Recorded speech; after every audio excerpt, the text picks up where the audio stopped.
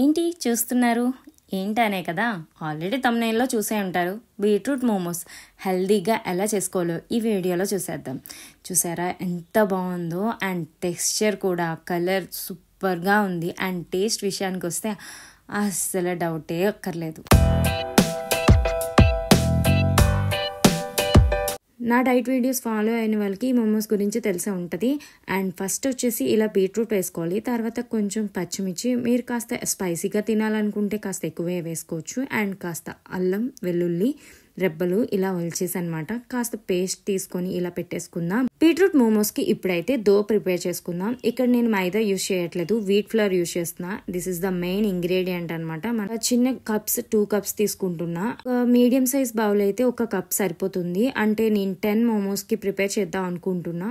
ఇంకా కాస్త ఉప్పు, ఆయిల్ వేసుకుని, ఆయిల్ అంటే ఇక్కడ నేను కొంచెమే వాడాను అనుకోండి, ఇది మళ్ళీ అన్హెల్దీ కదా అని మాత్రం కమెంట్ చేయకండి. ఒకవేళ దానికి ఆల్టర్నేట్ ఏదైనా కావాలనుకుంటే కాస్త బటర్ కూడా యూజ్ చేసుకోండి. సో కూడా చాలా సాఫ్ట్ గా ఉంటుంది. కొంచెం వాటర్ యాడ్ చేస్తూ చక్కగా మిక్స్ చేసేస్తే ఒక మంచి దో ప్రిపేర్ అయిపోద్ది. బీట్రూట్ పేస్ట్ డైరెక్ట్ గా వేసేయండి, ఏమీ స్ట్రెయిన్ చేయక్కర్లేదు. ఇది కొంచెం బీట్రూట్ కడిగిన వాటర్ ఉంటే అసలు వేస్ట్ చేయకూడదు అనేసి ఇందులో మళ్ళీ కలిపేస్తున్నా.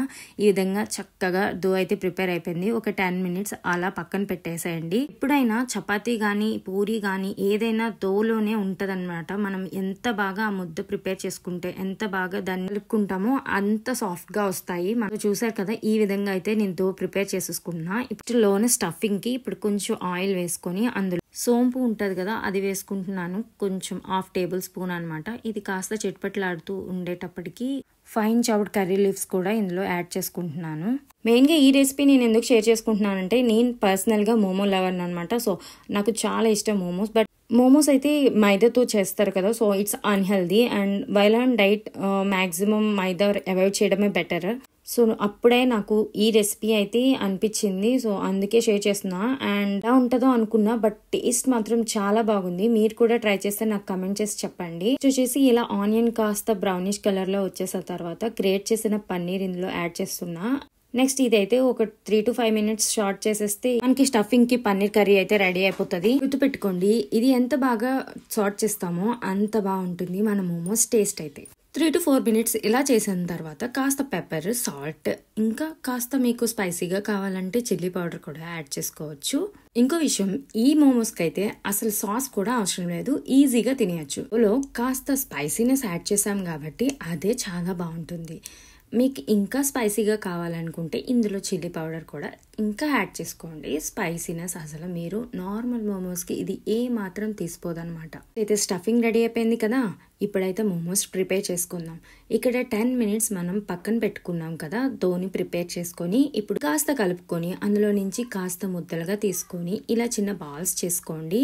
ఈవెన్ మీకు ఎంత సైజులో కావాలి మోమోస్, స్టఫింగ్ ఎక్కువగా చేసుకుంటే ఈ బాల్స్ కూడా కొంచెం పెద్దవిగా చేసుకోండి.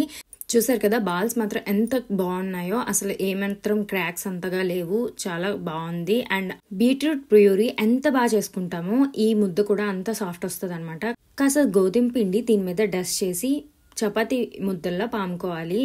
చక్కగా పల్చగా ఉండేటట్టు పాముకోండి. ఎంత పల్చగా మీరు పాముకోగలిగితే అంత పల్చగా పాముకోండి. ఎందుకంటే స్టీమ్ చేస్తాం కదా, అప్పుడు ఆ ముద్ద కాస్త ఉబ్బుతుంది అనమాట. సో ఏదైనా అంతే, పిండి మనం ఒకసారి స్టీమ్ చేస్తే ఉన్న సైజ్ కన్నా కాస్త ఉబ్బుతూ ఉంటుంది. సో అందుకే మనం ఎంత పల్చగా వీలైతే అంత పల్చగా పాముకోవాలి. ఇలా నేను ఒక 10 అయితే ప్రిపేర్ చేసుకున్నా. మాక్సిమం అన్ని ఒకే సైజ్ లో ప్రిపేర్ చేసుకోండి. సో చూడడానికి కూడా మనకి మోమోస్ బాగుంటాయి. సో ఇప్పుడు మధ్యలో కాస్త మనం స్టఫింగ్ పెట్టుకొని ఏ విధంగా మోమోస్ చేయాలో ఇప్పుడు నేనైతే ఈ వీడియోలో చూపిస్తున్నాను. ఈ వీడియోలో చూపించిన విధంగా ఒక సైడ్ పట్టుకొని ఇంకో సైడ్ ట్విస్ట్ చేస్తూ అంతా ఒక దగ్గరికి తీసుకురావాలన్నమాట.